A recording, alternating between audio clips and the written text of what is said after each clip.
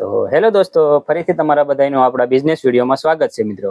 આજે આપણે વાત કરવાની છે કિરાના દુકાન વિશે. કિરાના દુકાનને રાગે કેવી રીતે પાડવી, એને આગળ કેવી રીતે લાવી અને એની સ્પીડ કેવી રીતે પકડાવી. કારણ કે મિત્રો ઘણા દુકાન કરી તો લે છે પણ એને પછી આગળ લઈ જવામાં તકલીફ પડે છે. કારણ કે કાંઈક ને કાંઈક એવી મિત્રો એ ભૂલ કરતા હોય છે જેને લીધે દુકાન રન નથી કરતી મિત્રો. એટલા માટે આપણે ખાસ વિડીયો એની ઉપર બનાવવાના છીએ અને વિડીયો ખૂબ સારો છે.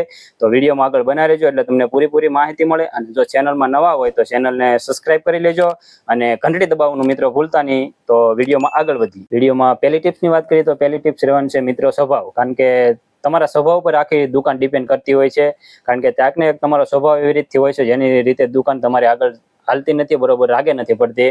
કારણ કે મિત્રો તમે માનો કે તમારે કાલ દુકાન કરવી છે ને આજનો સ્વભાવ ને કાલનો સ્વભાવ, તમારે દુકાન શરૂ કરતા પહેલા તમારો સ્વભાવ અને દુકાન શરૂ કરવા પછી તમારો સ્વભાવ તમારે સરળ અને હાવ સાદો બનાવવો પડે છે મિત્રો. કારણ કે તમે તાક ને તાક કસ્ટમર આરે એવી રીતે વાત કરતા હોય છે કે તોછડું વર્તન કરતા હોય છે. કોઈ કસ્ટમર આવે તો એને સારી રીતે તમે બોલાવતા ન હોય તો એ રીતે કસ્ટમરને એવું લાગે કે ભાઈ આ વેપારી કે આ દુકાનદાર બહુ બરોબર છે ને, એટલે બીજી વાર એક કસ્ટમર તમારી શોપ પર આવતો નથી મિત્રો. એટલા માટે તમારે સ્વભાવ એવો રાખો, કોઈ 1 રૂપિયાની વસ્તુ લે કે 1000 રૂપિયાની વસ્તુ લે તો એની હારે તમારો સ્વભાવ સારો જ રહેવાનો. કારણ કે કોઈ બી આવે તો મિત્રો આવો ભાઈ, આવો કાકા, એવી રીતે સારી રીતે વાત કરો, એને બેસાડો, એને પૂછો શું છે એને શું લેવું છે, એવી રીતે તમે એને સારી રીતે વર્તન કરો. તો મિત્રો એ કસ્ટમરને એમ અંદરથી જ એવી ફિલિંગ આવે છે કે નહીં ભાઈ વેપારી સારો છે, દુકાનદાર સારો છે, એટલે ઓટોમેટિક કસ્ટમર તમારી હારે જોડાઈ જાય મિત્રો. તો કારણ કે આખો સ્વભાવ પર તમારી દુકાન હાલતી હોય છે એટલે મિત્રો તમારે ક્યાંક ને તમારો સ્વભાવ સુધારવો જરૂરી છે. તો પહેલી ટિપ્સ આ રહેવાની છે. તો બીજી ટિપ્સની વાત કરીએ તો બીજી ટિપ્સ રહેવાની છે મિત્રો માલનું મેનેજમેન્ટ. કારણ કે માલનો પૂરેપૂરો સ્ટોક રાખો મિત્રો. કારણ કે તમે જ્યારે નવી શોપ કરો ત્યારે તમે 50,000 કે લાખનો માલ ભરો છો અને પછી તમે એવું વિચારશો કે ધીરે ધીરે જેમ રાગે પડશે એમ આપણે માલ લાવશું. નહીં મિત્રો, તમે ભલે 1 થી 2 પ્રોડક્ટ રાખો પણ પૂરો માલ ભરો. કારણ કે કોઈ કસ્ટમર એક્ઝામ્પલ તમારી શોપ પર 10 વસ્તુની લિસ્ટ લઈને આવ્યો તો એને 10 માંથી 8 વસ્તુ મળે ને 2 વસ્તુ એને બીજી શોપ પર લેવા જવું તો એ કસ્ટમરને પસંદ આવતું નથી. તો કસ્ટમર ખુદ એવું વિચારે છે કે એની શોપ પર પૂરેપૂરો માલ મળતો નથી. એ બીજાને પણ એવું કહે છે કે ભાઈ એની શોપ પર તો પૂરો માલ મળતો નથી એટલે આપણી શોપ પર એ કસ્ટમર બીજી વાર આવતું નથી મિત્રો. એટલા માટે પૂરો માલ ભરો, પૂરેપૂરો માલનું મેનેજમેન્ટ રાખો. કારણ કે એવું લાગતું હોય તો એક ડાયરીમાં લખી લો ભાઈ આપણે 10 પ્રોડક્ટ લાવ્યા છે, 2 પ્રોડક્ટ પડ્યા થાય તો એ પ્રોડક્ટને તમે પાછું રન કરીને મંગાવી લો મિત્રો. તો કસ્ટમર ઓટોમેટિક તમારે હારે જોડાઈ જશે. એટલે પ્રોડક્ટ અને માલનું પૂરેપૂરું મેનેજમેન્ટ રાખો. તો બીજી ટિપ્સ આ રહેવાની છે. તો 3 નંબરના ટિપ્સની વાત કરીએ તો 3 નંબરની ટિપ્સ રહેવાની છે મિત્રો એરિયા કરતાં તમારો ભાવ સારો હોવો જોઈએ અથવા એના લેવલમાં રાખો મિત્રો. કારણ કે એના લેવલમાં નહીં તો એનાથી 1 થી 2 રૂપિયા તમે ઓછો રાખો મિત્રો. કારણ કે ક્યાંક ને ક્યાંક ભાવ તમારો સારો હોય છે તો દુકાન ઉપર તમારા કસ્ટમર આવે છે મિત્રો. અને જો તમે એરિયા કરતા ઉપર રાખશો તો તમારી દુકાન હાલી રહી. કારણ કે મિત્રો તમારા આખું કસ્ટમર બધે દુકાને જોઈને બધી દુકાને પૂછીને તમારી શોપ પર ભાવની એને ખબર જ હોય છે કસ્ટમરને. અને રેગ્યુલર મિત્રો કારણ કે ચા ખાંડ એવી આટો છે, ચાવલ છે, એનો રોજનો ભાવ બધા કસ્ટમરને ખબર જ હોય છે મિત્રો. કારણ કે એક્ઝામ્પલ મને ખબર છે મિત્રો આની MRP છે 10 રૂપિયા અને મારે 8.5 રૂપિયામાં પડે છે તો હું આને 9 રૂપિયામાં સેલ કરું તોય મિત્રો મને 50 પૈસા તો મળવાના છે. એટલે કસ્ટમરને ખુશ રાખો મિત્રો અને ભાવને સારી રીતે મેન્ટેન કરો અને સારી રીતે ભાવ રાખો એટલે કસ્ટમર ઓટોમેટિક તમારી શોપ પર આવશે મિત્રો.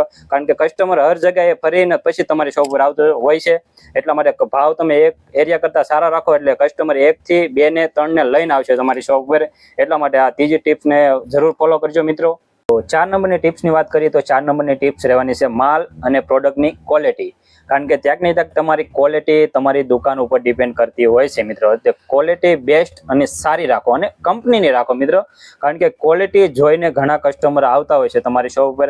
એક્ઝામ્પલ કે કોઈ પ્રકારની દાળ છે મિત્રો તો માર્કેટમાં ઓરિજિનલ દાળ મળે એનાથી થોડીક નીચી દાળ મળે અને એની કરતાં પણ નીચી દાળ મળે છે મિત્રો.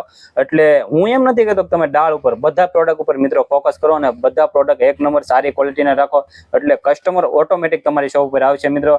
કારણ કે ક્વોલિટી વસ્તુ એવી રાખો કે તમે મતલબ એક્ઝામ્પલ તમે કોઈ બી વસ્તુનું પેકિંગ કર્યું અને કસ્ટમરને આપ્યું એટલે કસ્ટમરને દિલથી એમ થવું જોઈએ કે નહીં ભાઈ પ્રોડક્ટ સારું છે તો એનો ભાવ પણ સારો હોવો જોઈએ મિત્રો. એનો ભાવ સારો આપણે કીધો હોય કે ભાઈ આનો ભાવ આટલો છે તો એને અંદરથી તેમ ફિલિંગ આવી જાય કે નહીં ભાઈ ક્વોલિટી સારી છે એટલે એનો ભાવ પણ બરોબર છે મિત્રો. એટલે ક્વોલિટી સારી રાખો મિત્રો. તો આ 4થી ટિપ્સ રહેવાની છે મિત્રો. આને પણ જરૂર ફોલો કરજો. તો છેલ્લી ટિપ્સની વાત કરીએ તો છેલ્લી ટિપ રહેવાની છે ગ્રાહકને કોઈ દિવસ છેતરવા નહીં મિત્રો. કારણ કે તમારી આખી દુકાન તમારા ભરોસા ઉપર હાલતી હોય છે મિત્રો.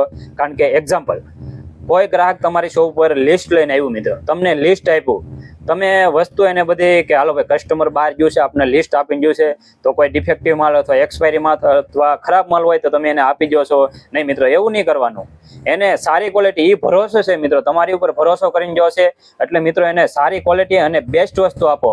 અને કોઈ બી વસ્તુ મિત્રો તમે કદાચ જોખતા હોય તો પૂરેપૂરું વજન આપો મિત્રો એને, કારણ કે તમારા ઉપર એ ભરોસો મેકીને જો છે મિત્રો. કારણ કે કેવી રીતે આપણે કોઈ બી વસ્તુ હાલો 1 કિલો જોખવાની છે, તો એની ઉપર 50 ગ્રામ વધી ગયું તો આપણે કેવા કાઢી લઈએ છીએ. તો મિત્રો એમાં થોડું ઘણું ઘટ્યું હોય તો એમાં નાખવાની પણ ટેવ રાખો, કારણ કે કસ્ટમર તમારા ભરોસા ઉપર બંધાયેલો હોય છે મિત્રો. એટલા માટે તમારી દુકાન આગળ હાલશે. ભરોસો કોઈ દિવસ મિત્રો કસ્ટમરનો તૂટવો ન જોઈએ મિત્રો. તો મિત્રો આ મેં તમને 5 ટીપ બતાવી છે. એ ટીપ જો તમને ગમી હોય તો મિત્રો વિડીયોને શેર કરજો, લાઈક કરજો. અને મિત્રો મારી એક નાની એવી રિક્વેસ્ટ છે, જો તમારે શોપ હોય અને જો તમારે નવી શોપ કરવી હોય મિત્રો, તો એક કમેન્ટ બોક્સમાં કમેન્ટ કરજો. તમારા કોઈ બી પ્રશ્ન હોય તો એમાં લખીને તમે બતાવજો, તો હું તમને મેસેજ પણ કરીશ. અને એવું હશે મિત્રો તો હું તમને વિડીયો બનાવીશ, કારણ કે મેં મારા 5 વર્ષના અનુભવથી તમને જે નોલેજ છે એ વિડીયો બનાવી હું તમને એનું સોલ્યુશન પૂરેપૂરું દેવા કોશિશ કરીશ મિત્રો.